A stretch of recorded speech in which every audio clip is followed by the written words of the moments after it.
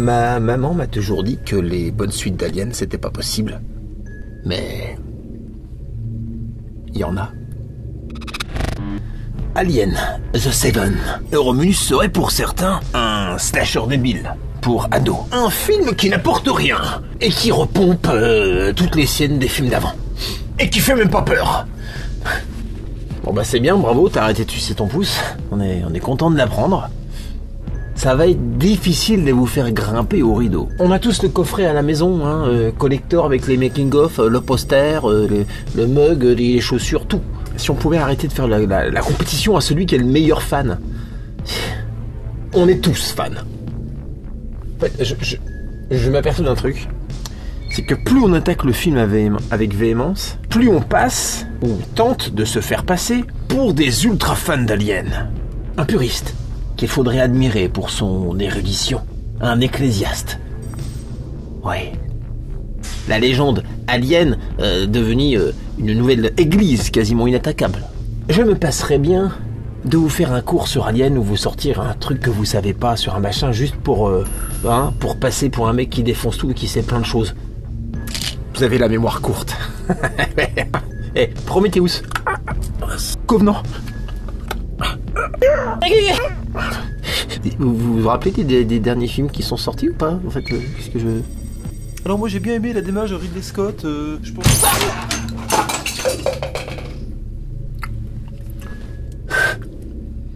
J'aimerais que vous eussiez été aussi dur quand on vous sert des... au hasard, hein, The Creator cette année.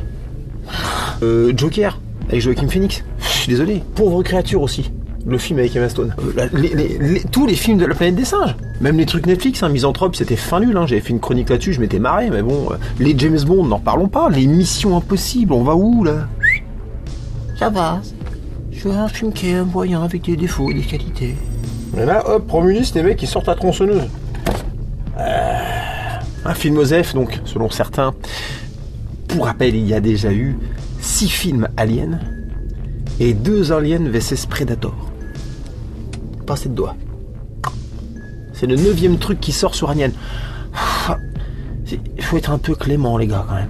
Hein? Non, mais c'est quand même, au bout d'un moment, là, si l'inspiration commence à se tarir. Qu'est-ce que vous voulez d'autre qu'un alien raconte que... Oh, un œuf! Si je mettais ma tête dedans, oh!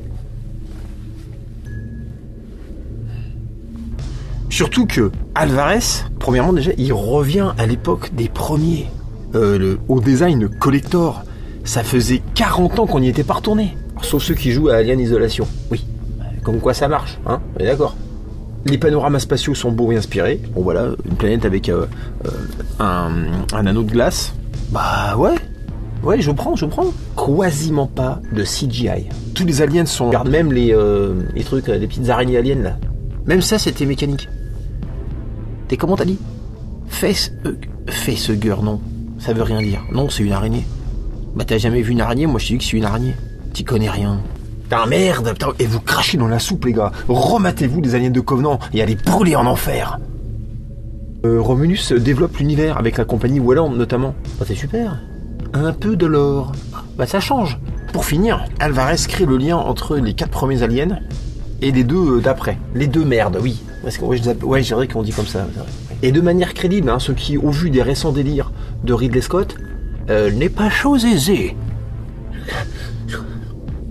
On peut se mettre d'accord là-dessus, je pense. Hein, Non, mais Prometheus, c'est vachement... Mais c'est vachement intellectuel.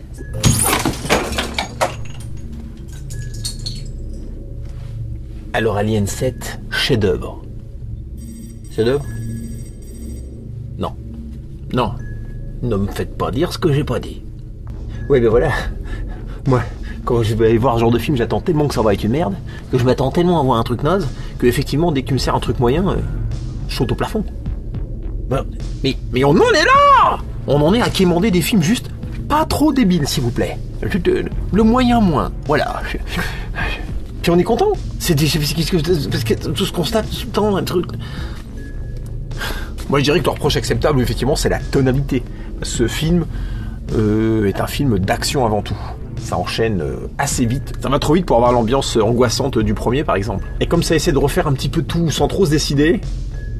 Non mais un point pour vous. Un point pour vous. D'accord. Ne suis-je pas d'une grande clémence? Ne suis-je pas d'une grande clémence?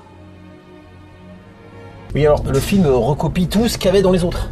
C'est la grosse critique, hein. Alvarez a effectivement fait le plein de clins d'œil, de répliques, de personnages, de scènes. Mais je suis pas d'accord de trop casser là-dessus parce que des refs, il y en avait des fois entre les autres films. Hein, le 4 commence avec la réplique de Newt. Des clins d'œil, il y en a toujours eu. Et je suis d'accord, certaines étaient inutiles parce qu'en fait, le film fonctionnerait très bien sans des clins d'œil, en fait. C'est à ça que tu vois que le truc, c'est un... Tu vois, comparé à Ready Player One, c'était un truc pour mettre des références qui ne racontaient rien. Tu te faisais chier, en fait. T'étais juste là en train de mettre des croix. Clic, clic. T'as vu, il y avait Gandalf. Clic, clic. Oh, il y avait Blanca de Street Fighter. Tu vois. Puis quand tu savais pas, il te le disait. Oh, il y a une moto rouge, mais je sais plus c'est dans quoi. Mais le mec, il le dit dans le film. C'est la moto de Canada. Ah bah comme ça, j'ai cliqué. Ça, c'était débile. Hein. Ready Player One. Oui, Yann Holm. Pourquoi ils l'ont ressuscité là? Ça sert à rien. C'est moche. Tu pouvais prendre n'importe qui d'autre. Oui. Tiens, deuxième point. Tiens, prends-le, donc ça me décide à te le reprendre. Ah, mais je l'ai dit ou je l'ai pas dit? Ok. Tombez pas non plus dans les extrêmes, car désormais on a l'impression que quand on fait une suite, il faut surtout pas qu'il y ait quelque chose qui copie les épisodes d'avant. Ouais, c'est une nouvelle règle, ça vient de tomber. Hein? C'est le docteur qui m'a dit de... Ouais. Parce qu'à chaque fois que je fais une chronique, que genre, quand je vois un film, bien sûr, il m'a dit il faut prendre des cachetons cinéma, machin. Sur Covenant, j'ai claqué 2 boîtes complètes qui m'ont mis sous perf pendant la séance. Ouais, ça ira plus vite, monsieur. Là ça fait vachement de bruit. On croyait qu'ils bouffaient des pop-corn, c'est chiant. Ça gênait tout le monde. Ils m'ont dit non, mettez-le sous perf. Covenant. Ah ouais. Oh là là. Oui, alors donc faut pas copier. Donc t'as peur de mettre une super nana, par exemple. Bah non, sinon ça fait comme Covenant. Copier Prometheus d'ailleurs. Qui copiait aussi AVP, ouais, c'est vrai. et tous les autres films sauf le 4 d'ailleurs. Que le 4 c'est le seul. Et dans le 4, il y a 4 survivants. C'est hyper rare. Ça arrive jamais normalement. Pas de scène de flingue. Sinon ça fait comme dans le 2. Ni d'ascenseur. Interdit. Bah tu prends l'escalier. Tu fais construire de plein pied. Tu trouves quelque chose. Pas de tennis Reebok. Si, c'est dans le 2. Bah tu fais un autre placement de produit. Tu changes de marque. Mais des Crocs. Ah oui, faut pas non plus faire de scène face à face avec l'alien, mais tu sais, filmer de profil. Ah bah c'était dans le 3.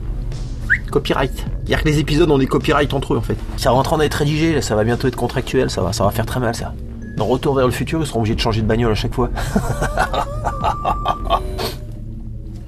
Il dit bien, le rire là, c'est pas moi. Non, c'était pas le... C'est des cachets. J'ai un rire beaucoup plus distingué normalement. Oh oui. Oh. Interdit de dire le mot bitch. Ok? Non, c'est dans le 2. Tu prends pas le mot bitch, tu dis autre chose. Tu le get away from her, you motherfucker. Mother alien fucker. Disons, t'as pas le choix, il y a que 3 insultes en anglais. Vas-y, va pas parler. Non, l'anglais n'inclut pas le dialecte de Marseille. Donc, c'est bien ce que je te dis, il y a que 3 insultes. Pas d'hybridation, alien, humain. C'est dans le 4. Tu veux te prendre un procès, tu fais ce que tu veux. Je te préviens. Pas non plus de scène d'éjection dans l'espace. Sinon ça copie Covenant. Qui copiait le 4 d'ailleurs. 4 qui s'inspirait beaucoup du 2. Enfin qui copiait d'ailleurs lui-même le 1. Oui alors en même temps il n'y a pas 36 manières de les buter. Hein. Non, il y a 2 catégories. Ceux qui ont le pistolet chargé. Et ceux qui creusent. Et ceux qui éjectent dans l'espace. Bon, faut pas copier en fait. Tu sais quoi, je pense même qu'il faut pas mettre d'alien. Ouais. Pas de facehugger. Pas de chestbuster. Oh no. Ah, bah sinon c'est pas original. On veut des aliens qui ressemblent à rien. Qui font nimp. Voilà. Comme dans Covenant, comme dans Prometheus. Tout à fait, oui c'est ça. C'était tellement bien. Tout le monde a aimé. Tout le monde. Oh, tellement pas pareil. Que ça n'avait plus rien à voir. Ouf. Il est passé des cachets ou quoi? Qu'est-ce qui se passe? Je pense même qu'il faudrait faire un remake de Prometheus. Ouais, mais faire un reboot ou un remake, si tu veux. Ouais, mais ça copierait Prometheus. Ouais, ça serait pas original. Donc, ne pas être original, ça ne serait pas original non plus. Vous savez, et là je m'adresse à vous en toute honnêteté, on ne peut pas mentir 1000 fois Ah, non, c'est pas ça que je voulais dire. Non, il y a des choses qu'on ne peut pas réinventer. À chaque fois. Non mais je suis désolé, la fin du 2, c'est la même que celle du 1. Grosse explosion, la bestiole attend de monter dans la navette, bagarre dans l'espace, il l'éjecte. Je voulais rester diplomate pour éviter que le sang coule, mais bon... Chacun voit ce qu'il veut voir. Commencez pas à comparer. Les aliens se sont repompés entre eux tout le temps. Surtout que désolé, mais il y a quand même un paquet de choses originales dans Romulus. Bah déjà, il y a pas de chat. Arrêtez de dire c'est tout pareil, il y a un chat ou pas? Bon. Peut-être aussi il était dangereux. C'est peut-être un chat qui complote avec les aliens, on sait pas. Et la nana à la fin, quand elle se met en petite culotte. Comme dans le premier Alien, on est d'accord? Ouais, mais elle a un boxer de daron. Voilà, elle a pas la petite culotte taille je sais pas quoi. Elle est où la copie? Bah, sacrément original quand même. L'équipage. Dans le premier, on avait des routiers. Dans le deuxième, on avait des militaires. Dans le troisième, on avait des prisonniers. Dans le quatrième, on avait des pirates. Prometheus et Covenant, on a tantôt des scientifiques, tantôt des explorateurs. Et là, on a des jeunes ouvriers. Ouais, ils se cassent un peu le cul quand même, je pense. C'est bien. Alors, c'est original, non? Eh ben non, ça va pas. Moi, je veux du neuf. Mais du neuf comme avant. J'ai même pas envie de gaspiller une cartouche. Tu la mérites pas. Ouais, c'est pour un public ado. Ils ont mis des jeunes en scène. C'est un reboot pour gamins, quoi. Un slasher débile avec des jumpscares. Car c'est bien connu, le premier n'est pas un slasher. Ah non. Avec zéro jumpscare. Hein. Si t'as sursauté quand le chat sort du casier, c'était pas voulu. Il y en a qui disent que Alien, le premier, n'est pas un slasher. Et des grosses chaînes en plus. Hein. Le premier, non, c'est un film intellectuel. Ah ouais. Contemplatif, avec une ambiance que l'on étudie en cours de philosophie. Et qui... Arrêtez de vous éclater sur des clés de lecture psychanalytico-matricielles à base de symbolique sexuelle. C'est pas caché. Giger, il dessinait des bites tout le temps. Il en foutait partout, c'est pas une découverte. Parce que je vous ai pas trop entendu faire la même analyse sur Harry Potter. Alors, excuse-moi, mais les baguettes magiques, y a un problème, les gars. Hein. La nana qui a écrit ça a un problème. Excuse-moi, c'est le festival de la perversion, ce truc. Je sors de la séance à chaque fois, je suis écœuré. Autre originalité, l'histoire. Ah, on a un double enjeu plutôt cohérent. Ça a l'air banal, mais je suis obligé de le mentionner aujourd'hui. Hein. Tout est très con aujourd'hui, il n'y a rien qui marche. Hein. Avatar 2, c'était 0 sur 20. Je suis désolé, le mobile des jeunes, il est crédible. Ils veulent changer de vie. Bah, ça se tient. Mais aussi et surtout, le mobile des expériences de la Wayland. Ouais, pour la première fois, on a une raison valable du pourquoi du comment ils prennent autant de risques à essayer de faire des expériences sur des aliens. Car... Spoil. Spoil, c'est la main spoil. D'accord ? Coupe le son, fait quelque chose. Mets la traduction automatique en japonais. En effet, l'espace, c'est hostile. L'humain n'étant pas fait pour ça, les problèmes de santé s'accumulent dans les colonies et déciment les ouvriers. Ce qui menace l'exploitation spatiale. Rien que ça. Remède, muter l'humain avec un puissant mutagène qui les rendrait résistants aux conditions extrêmes de l'espace, rendant l'humanité apte à conquérir et à exploiter les ressources de l'univers. Question de survie pour la Wayland. Enjeu à l'image de l'alien. Monstrueux. Fin du spoil. Car jusqu'à maintenant, dans les aliens, on parlait d'armes, d'alliages, de vaccins. On a même des fan art qui nous montrent des trucs. Donc ouais, des armes, des protections faites à base de trucs aliens. Les gens n'ont pas manqué d'imagination. Hein. Bon, c'est bien, hein, mais personne n'a jamais parlé de ça. On a toujours parlé de progrès un peu flou, qui dans un monde du futuriste où l'homme semble déjà avoir tout, ne ressemble pas à un ange vital, et tu te dis, putain, les mecs ils prennent beaucoup de risques pour pas grand chose. Mais vous avez sans doute raison, hein, vous, les vrais fans. Hein. L'histoire de David, le droïde demi-dieu de Ridley Scott qui joue de la flûte, c'est tellement plus alien.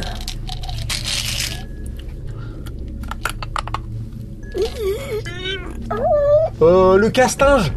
Je voulais parler du castinge. Ils ont pris des petits jeunes inconnus comme ça a l'air léger, hein. Bah désolé, mais ça change quand même des castings 3 étoiles. Des deux merdes d'avant, par exemple, déjà, pour commencer. Il n'y a pas de tête d'affiche. Voilà, bah perso, voilà, c'est original en fait. Rien d'exceptionnel à première vue, mais... Cependant, obligé de signaler le très bon droïde interprété par David Johnson, le meilleur rôle du film, hein, qui change de personnalité au gré des puces qu'on lui insère. Il switch de enfant peureux à adulte froid et méthodique. Du genre, il ouvre pas la porte si le calcul de survie n'est pas positif. Comme Ripley dans le 1. Exact, ça j'aime. Elle ouvre pas la porte dans le 1. Non. C'est Ash qui ouvre la porte. Encore une originalité, moi je trouve, un droïde bipolaire. C'est très bon ça. Et les personnages sont loin d'être aussi débiles que ceux du Covenant. Ils ont 2-3 trucs qui peuvent énerver, 2-3 trucs vraiment cons comme la meuf à la fin avec le... Ouais ok mais... Comparé à l'équipe de Goyo de Covenant, bah dans Prometheus ils étaient pas mal non plus, hein. Ils ont vraiment mis des potards au maximum, hein, tellement fort que j'avais du mal à compter. Ils enchaînaient les gaffes à une vitesse telle que j'arrivais pas le temps de les écrire. J'avais fait une chronique, hein, sur le Covenant. Magique, hein, je me suis amusé, hein, c'est... Non mais c'est vrai, quand tu regardes par rapport au Covenant, tu te dis mais en fait cet Alien 7 est un exploit. Qu'est-ce qui se passe? Alors est-ce que la fin m'a plu? Oui, un peu. Elle fait le lien avec Prometheus. Bon, voilà. Même si la scène action elle est vraiment copiée sur le 1, oui d'accord. Bah après bon, les panoramas spatiaux restent très beaux. Alors la fin, elle m'a plu sans me plaire. Voilà, je sais pas trop quoi dire, voilà, ça reste beau, c'est vrai que j'aurais préféré un truc mieux que ça. Elle me dit un petit détail qui me plaît. C'est quand elle parle dans le truc, elle dit voilà, je suis la dernière survivante, machin, elle met le droïde, elle démarre le vaisseau et elle part pour sa destination. Et là on voit le vaisseau qui allume les moteurs, accélère, coupe les moteurs et s'éteint et coupe les lumières. Ah oui, les réacteurs ça reste pas allumé pendant tout le voyage. Une fois que t'as pris ta vitesse de croisière, tu coupes. Puis coupe aussi les éclairages tant qu'il y a, ça fera des économies. Parce que bon, le voyage est assez long. Hein, on n'est pas en Las Vegas. Là, je vais en prendre un petit là parce que je... Non, c'est parce que Las Vegas, ça me fait penser à Living Las Vegas. J'ai un problème avec Nicolas Cage. Non mais c'est le genre d'intention et de détails techniques qui montrent qu'on a affaire à des passionnés de l'espace. Ils font pas des trucs comme ça random. Ah oui, alors re-spoil. Si vous avez peut-être vu la fin, mais vous n'avez pas tout percuté. Moi, je vais vous dire ce qui s'est passé, c'est qu'en fait à la fin vous avez le vaisseau de la Weyland qui est divisé dans son axe vertical en deux bases, hein, donc Romulus et Remus. Et pour ceux qui sont attentifs, on voit à la fin, en arrière-plan, le vaisseau qui se désagrège sur les anneaux de glace comme sur une râpe à gruyère, comme ça. Et la partie qu'on voit se désagréger, c'est Romulus. On ne voit pas la partie Remus se désagréger. Elle sera peut-être le théâtre d'un futur épisode, qui logiquement s'appellerait Remus. Et pour ceux qui se demandaient d'où venaient les œufs, bah on sait maintenant où est la maman. Il y en a là-dedans ou pas? Fin du spoil. Conclusion, quand on est fada d'Alien, ça peut sembler superflu, mais proposer un épisode de synthèse qui tente de lier le tout, qui revient à l'époque collector des deux premiers, sans CGI, même le truc de la fin. Le truc de la fin, non, c'est un acteur. Si, j'y croyais pas, mais si. C'est un mec, il fait 2m30. Quand je vous dis qu'ils ont vraiment tout fait, ils ont vraiment tout fait. Le film est beau, il développe l'univers, posant les bases des futurs films, parce que merci, jusqu'à maintenant, les aliens, ils ont toujours été faits en one-shot, sans se soucier de celui qui allait passer derrière. Ils ont toujours réussi à raccommoder, mais bon, vas-y quand même. Rien que ça, déjà... Non, merci Alvarez, hein, c'est officiel, les gars. Si, c'est pas un chef-d'œuvre, mais au vu de ce qu'on s'est tapé avant, ça relève de la perf olympique, là, tiens. Voilà. Pour finir, je vous exposerai une nouvelle fois ma théorie. Alien 7 est encore un magnifique exemple de masse critique. C'est le nom de la chaîne, ouais. C'est bien. Non, c'est moi qui parle, par contre. Voilà. On s'en fout. Masse critique... où la vie générale, se faisant de plus en plus massif, attire à lui les indécis, les curieux. Et il faut beaucoup de force pour s'extraire de la masse critique. Comme un trou noir. Car contrairement à ce que l'on pense, la masse n'est pas critique. Cerveau en ébullition, shaker de prot, repos. Sinon vous allez cataboliser. Et surtout, n'oubliez pas de vous abonner à la chaîne de Butchwallas, car je souhaiterais vraiment, par pure courtoisie et compassion, ne pas avoir recours à des moyens, disons, coercitifs. Tenez par exemple, regardez cet individu derrière moi. Était-il abonné? Probablement, mais il est un peu tard pour se poser la question, ne trouvez-vous pas?